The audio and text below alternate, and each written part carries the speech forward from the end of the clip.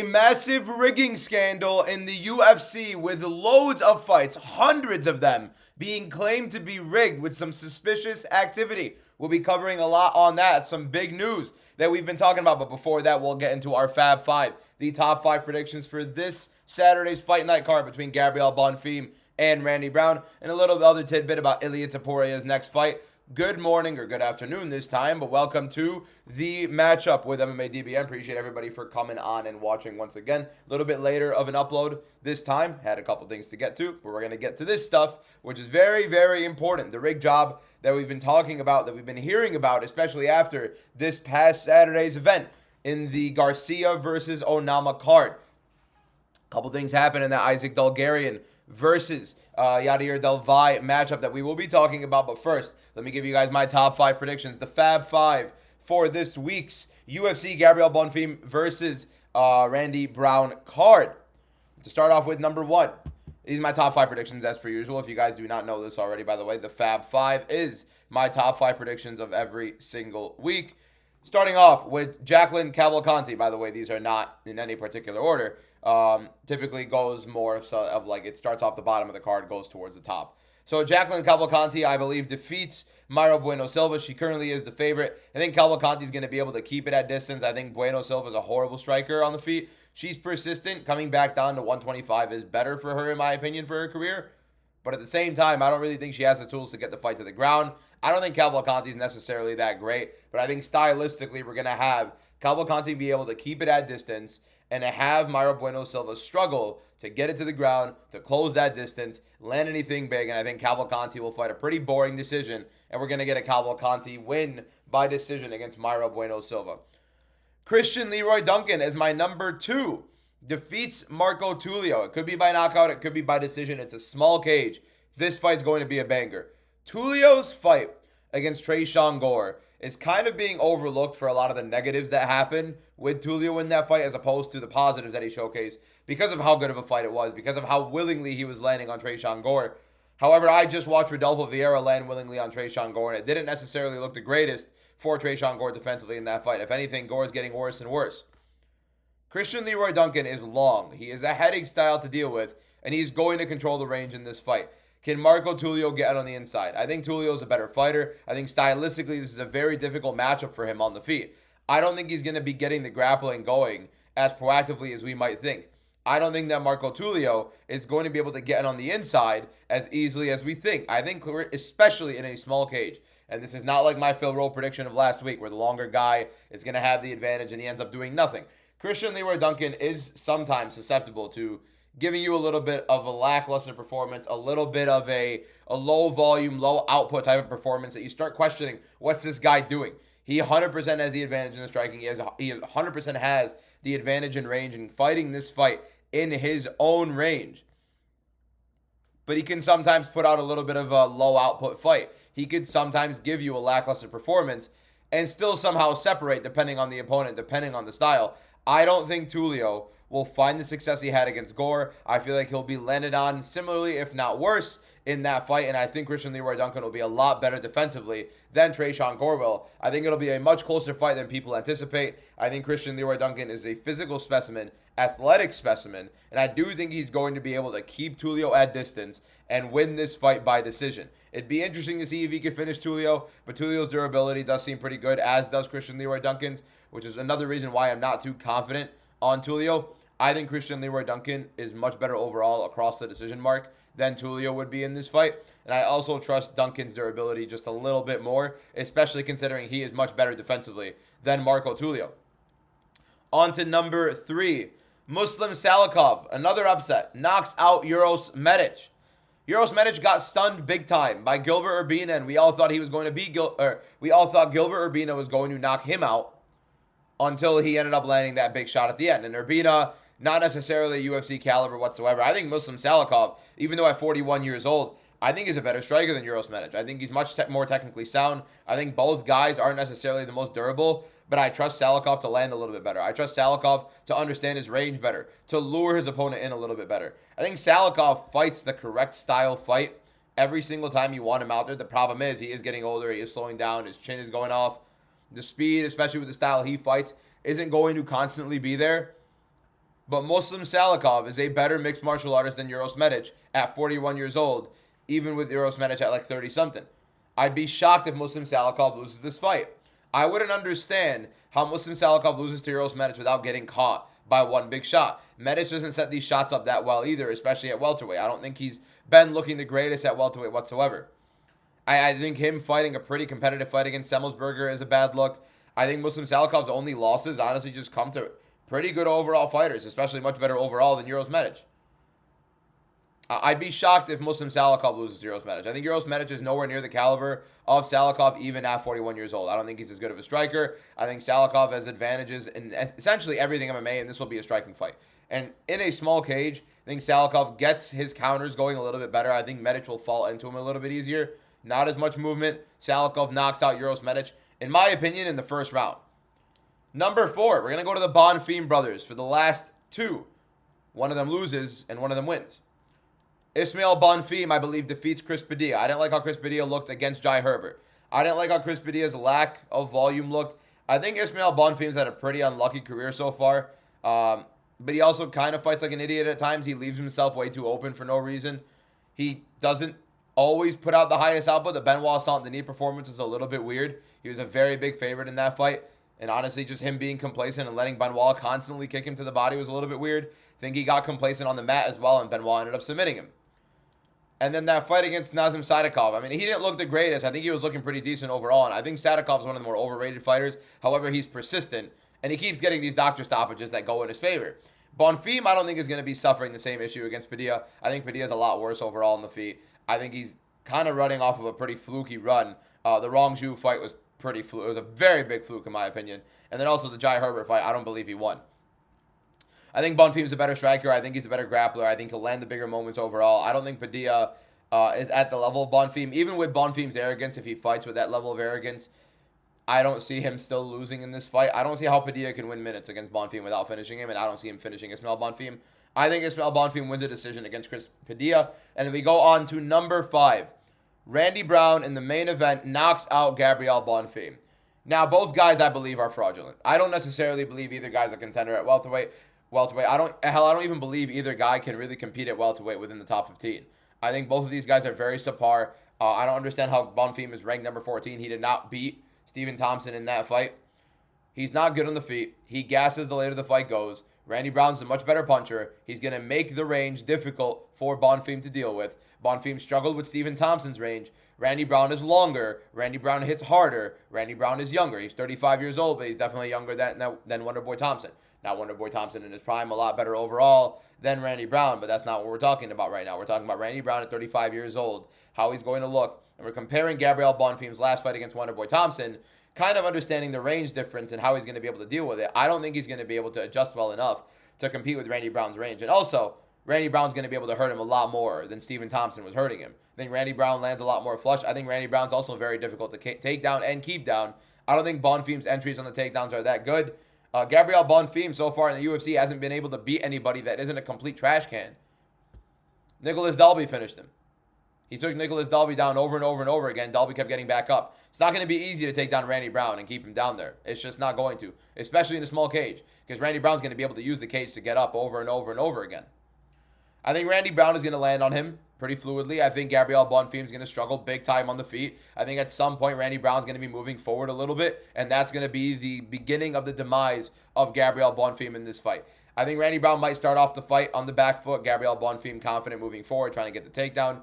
Randy Brown trying to lure him in, read him, catch him coming in. Big counter, as Randy Brown usually does. But the more confidence Randy Brown grows with this fight, the more he lands, the more takedowns he stuffs, or the more times he gets up. I think Randy Brown has better cardio. I think Randy Brown has better finishing ability on the feet. And I think he's going to knock out Gabriel Bonfim in like rounds 2 or 3.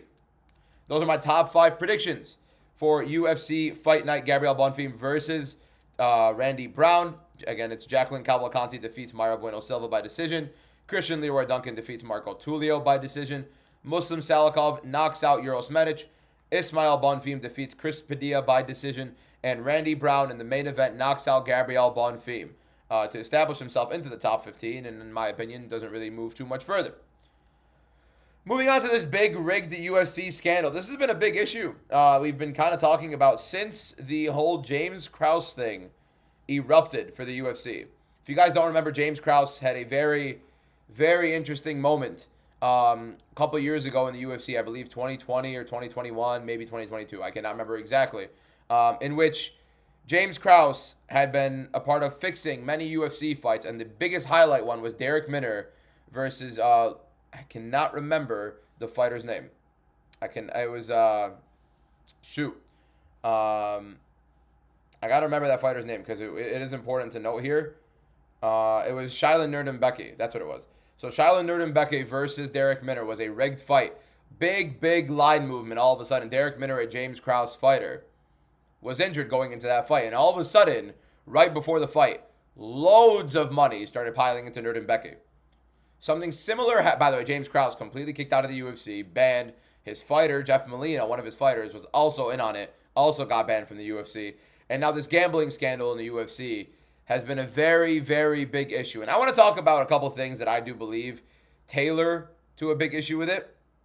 But let's start looking at some of these issues that we have highlighted. And I think the first thing I want to cover is over 100 UFC fights flagged by the FBI. Not sure if this is necessarily true or not, but we're going to keep rolling with it. I want to see what Harry Mack, MMA journalist, has been reporting on Twitter here. Over 100 UFC fights flagged by FBI. Potential audit sought for fights refereed by Jason Herzog. First of all, I've been talking about how Jason Herzog has gone from the best referee in MMA, and it's not even close, to all of a sudden, within a 12 to 18 month span, almost now a 24 month span, so nearly 2 years of him being essentially the worst referee in MMA. Egregious stoppage after egregious stoppage, or egregious non-stoppage after egregious non-stoppage. Jason Herzog has been on the wrong side of some of the worst stoppages or non-stoppages in MMA history within the last 2 years. And this is coming off of him being the greatest referee in the UFC with no question. That is suspicious. It's always been suspicious. And now he's also being looked at for a potential audit on the fights he's refereed. Initially, the report came from Harry Mack, talking about a very important tidbit for the FBI being notified the UFC of abnormal action and line movement and gave them hours to pull the fight. They chose to continue, and from Harry Mack's perspective, they're now complicit in fixing a fight. This is relative. This is related to the Isaac Delgarian versus Yair Delvai fight that we just had on Saturday. So if the UFC was notified of the abnormal action, it apparently makes him complicit of fixing a fight. It definitely makes the fighter himself complicit, alongside the coach and those who knew he was injured complicit, or whoever it is that let him keep fighting. Because a lot of money came in on Yair Delvai all of a sudden in the middle of that UFC card. It seemed like everybody knew that Isaac Delgarian was hurt, or there are a lot of people that knew that Isaac Delgarian was very hurt. And that amount of money, moving the line that substantially, was very interesting. But now, that fight, the Isaac Delgarian versus Yair Delvai fight, in my opinion, first of all, it sucks for Yair Delvai that this is circulating right now, because I do believe Yair Delvai would have won that fight. I think Yair Delvai is the better fighter. I think he's a better fighter than Delgarian. I think he would have finished him nonetheless. But this being available, this now being a thing, is a problem for Yair Delvai, because it kind of just diminishes his win. And it would suck for him. If I was Yair Delvai, I'd be pissed. But the fact that this started up, this little spring of not just this fight, not just that Derek Minner versus Nurdenbeke fight, over 100 UFC fights being flagged is insane. Jason Herzog's name being mentioned is also legitimately insane. A lot of MMA creators also talking about that it's been pretty prevalent in every single fight card, that there have been some pretty interesting moments. And I'd honestly be shocked to believe otherwise, that there isn't some sort of fixing. I want to talk about the UFC fighter pay again in terms of this. And I know seems a little bit difficult to tie it to it, but walk with me here. If somebody's fighting for $12,000 as their current paycheck, they're training 2 months, not getting paid, having to pay their camp eventually with the fight, and their coaches, and other expenses. And they fight for $12,000 and they lose, so they don't get that extra $12,000. No bonus, so no $50,000 bonus, which, by the way, would be almost a little bit over 4 times the amount they would have made on base pay. $12,000 is what they're fighting for in a day. It's a good amount of money in a day. Not the greatest amount of money if you don't fight every 3 months. I mean, if you fight every 3 months and you make $12,000, let's say you win 2 fights. Every 3 months, you'd fight 4 times in a year. Let's say you win 2 fights. That's 24,000, 24,000. That's 48,000, and then you fight another 2 times. You lose, you get 12,000 each time. That's another 24,000. So you're fighting for $72,000 across the entire year. That's not horrible, but for a professional fighter in the largest organization when it comes to mixed martial arts and fighting, seems pretty bad, doesn't it? Now, the UFC can make this argument of, we should not be paying these fighters that do not deserve to be paid higher that much more money. You can start comparing it to low-level boxing and how these lower-level boxers and the bottom-of-the-barrel boxers do not get paid that much. UFC should not be bottom of the barrel. You cannot compare the bottom of the UFC to the bottom of boxing. Boxing is a sport. UFC is a promotion. There's a reason why there are other MMA promotions. There are feeder promotions. There are amateur promotions. Well, no, let's not talk amateur. Let's stick with the professionals. But there are the absolute base of pro promotions in MMA. Those are the people that get paid pennies. Those are the people that get paid similar to the absolute bottom of boxing. We do not compare the absolute bottom of UFC to the absolute bottom of a sport. That's not how it works. Now, you can also not necessarily compare the top of it, because boxing is a sport in itself, much bigger overall than just UFC as a company, not just the entirety of MMA. But at the same time, UFC has encompassed all of MMA when it comes to the peak of it, not the worst of it. And I think that's something we completely ignore. When a fighter is coming into the UFC, they assume they are in the greatest organization when it comes to mixed martial arts. They are in the peak and pinnacle of fighting, and they are getting paid sub 6 figures as a professional athlete at the peak organization of their sport. They have achieved the pinnacle of their sport that is not to be a champion. They have become a UFC fighter. That is the peak of MMA. As long as you are a UFC fighter, you have achieved as much as you possibly can as an MMA fighter that is not achieved in the UFC itself, apart from being in it. There is no greater accomplishment outside of the UFC in MMA than being in the UFC. That's how it should be. Being PFL world champion should not mean more than being in the UFC. So when we have fighters, and I'm not going to name names because I'm not going to be too disrespectful in this episode, but when we have fighters that should not be in the UFC, fighters that should be cut, fighters that do not belong in the greatest MMA organization in the UFC in the world, and you don't want to pay them too highly, you're going to have situations where the guys are getting paid dirt and they're going to be looking for other alternatives. If a UFC fighter is barely getting paid, Isaac Dulgarian being one of them. Isaac Dulgarian's talked about it as well, and he is the one that we're discussing right now from this past Saturday, thinking about, could he have fixed this fight? Isaac Dulgarian was on the last fight of his contract. He trained, you know what Jimmy trained at. If you don't know what Jimmy trained at, I am begging you to look it up. Think about what I mentioned earlier. On a podcast, Isaac Dulgarian spoke about fighters should have been getting a percentage off of betting wins. That is desperation. First of all, anytime a professional athlete believes that they should get a percentage off of somebody's betting win, one, it's a lack of understanding of how this whole thing works. I mean, what if somebody bet on you to do worse and somebody bet on you to do more? If you have an over-under, for example, if you're like a professional basketball player and you have an over-under of like 20 points, 19 and a half, and one guy bets you're over, one guy bets you're under, at that point, what are you doing? Do you get money or do you not? So that's one thing in and of itself. What if somebody bet against you if you're Dulgarian? Do you get money because he bet against you? Because, I mean, you did succeed. You did lose the fight. But I think he's basically talking about how a fighter should get the percentage off of betting if a guy wins, right? So if Dulgarian wins, he believes that he should get a percentage off of the betting wins, off of his name. I think it's one of the dumbest things in the world. But the fact that he even mentioned it on a podcast kind of starts bringing up the suspicion, considering what would just happen with this Saturday fight. And now we have a gigantic line movement with Isaac Dulgarian, allegedly injured. All of a sudden, the movement happens on fight night during the card, and Dulvai's odds become thinner and thinner and thinner.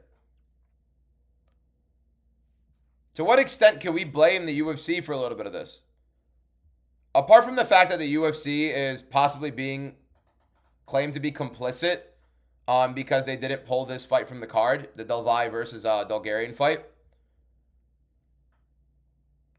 Yeah, officially, federal regulators have flagged over 100 UFC fights this year for abnormal betting. This is per Harry Mack again on Twitter. Betting patterns, including 2 additional fighters on last night's card. I mean, that's insane. And Jason Herzog's fights might actually get audited. I've been talking about it, and people have been losing their minds, saying that, claiming rigged, and claiming that these referees are your eyes will lie to you. Do not get me wrong, your eyes will lie to you, and I understand that. But when you see pattern tells stories. That's how you learn in anything. Pattern teaches. And when you see Jason Herzog going from the best to the absolute worst, it's inexcusable. It's inexcusable.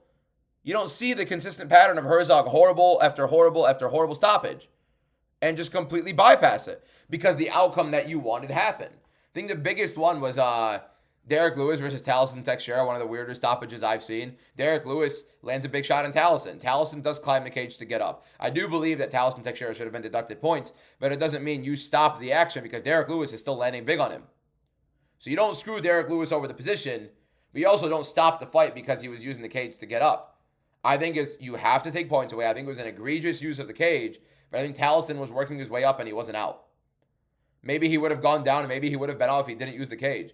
In my opinion, if you're conscious enough to grab the cage and fully use it to climb, I don't necessarily think you're going out. I just think you're getting hit big time by Derek Lewis. And Jason Herzog stopped that fight.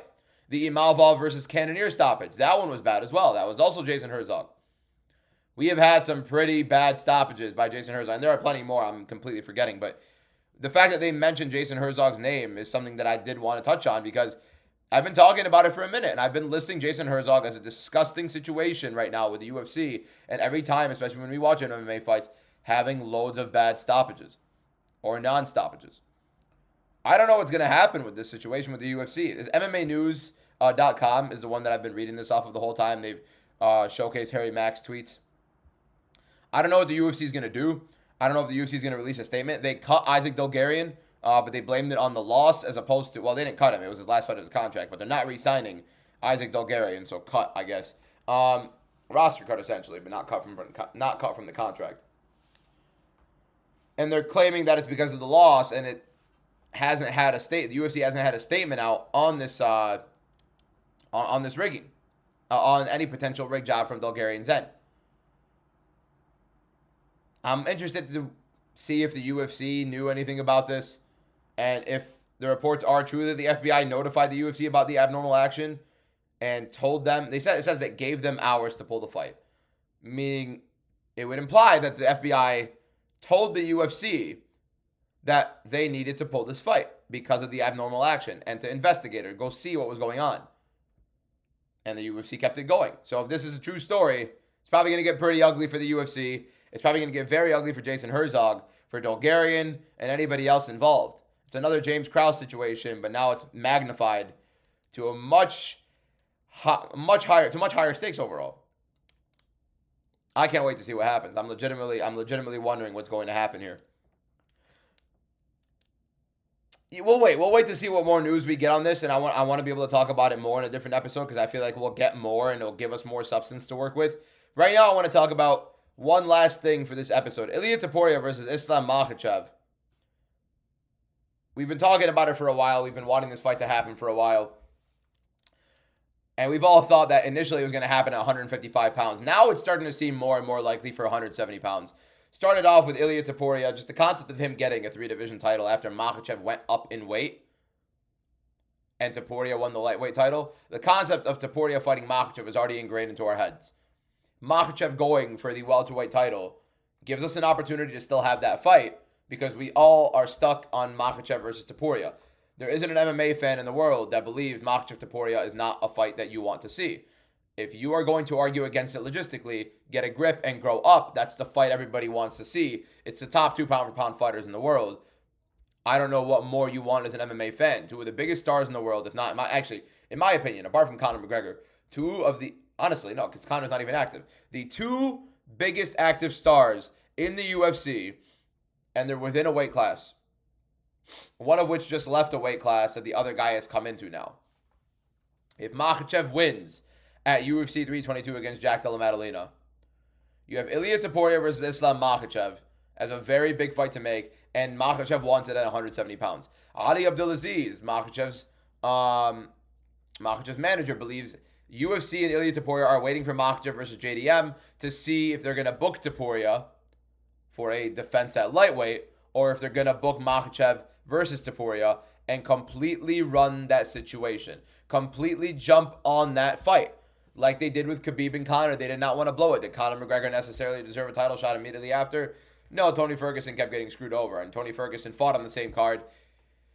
Tough. But when you have an opportunity to make a mega fight, when you have an opportunity to make this gigantic super fight, and this is why I think Dana White's going to do it, you make that fight. Dana White talked about it on the podcast, saying that if Makhachev beats Jack Della Maddalena and becomes welterweight champion, you make that super fight. His words are you make that super fight, or mega fight, or that fight between Topuria and Islam Makhachev. That's the fight we need. That's the fight we need to see. That's the fight we need. What better fight is there to make in MMA? I hate going around reading arguments against making this fight because it doesn't make any sense. As an MMA fan, why would you not want to watch this? As an MMA fan, why would you not want the two biggest stars, the two biggest superstars right now in the company? By the way, Makhachev, longest win streak in UFC history, tied with Anderson Silva if he beats Jack Della Maddalena. And he can become the longest win streak in UFC history at 17 by beating Ilia Topuria, maybe the most impressive resume under the span that he's done it in. And in my opinion, Ilia Topuria, the greatest 3-fight win streak in UFC history. Volkanovski, Max Holloway, and Charles Oliveira, and every single one of those ones. Every single one of those wins for Ilia Topuria have aged beautifully. Volkanovski winning the belt immediately after Diego Lopez, and look what Diego Lopez did to Gene Silva. Max Holloway coming in and doing what he did to Dustin Poirier. 3-fight win streak prior to that against featherweights and Justin Gaethje. Top featherweights at that. Gaethje was in line for the lightweight title. Max Holloway knocks him out. Dominates him across all 5 rounds. Topuria beats Max Holloway, knocks him out. First time Holloway ever gets knocked out. And then he knocks out Charles Oliveira, and look what Oliveira does to Gamrot 3 months after getting colded by Topuria. And you're telling me you do not want to see that guy, a 2-division champion, fight another 2-division champion, both top 2 pound-for-pound fighters in the UFC today, and the 2 biggest superstars in the UFC today, and an unbelievable stylistic matchup. You get a guy having the chance to make history in Ilia Topuria, becoming the first ever and only 3-division champion in UFC history. And him being undefeated at that, doing so. With the resume he would have accumulated if he beats Makhachev and having beaten Oliveira, Volkanovski, and Max Holloway.